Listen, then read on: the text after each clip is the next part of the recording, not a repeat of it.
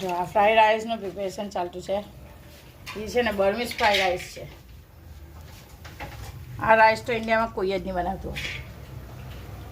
આ રાઈસ છે ને ખાલી તમે જ બનાવો એવું કે નહીં, ખાલી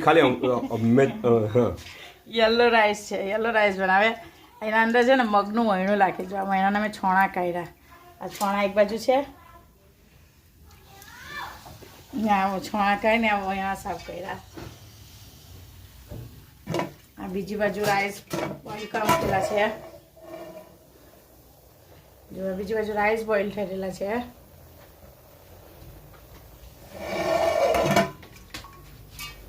બીજું ત્રીજું આ એના અંદર કેબેજ, ગાજર એવું રાખવાનું. ને મેઇન ઇન્ગ્રીડિયન્ટ્સમાં છે ને તો ગોશ લેવાનું, મટન લેવાનું.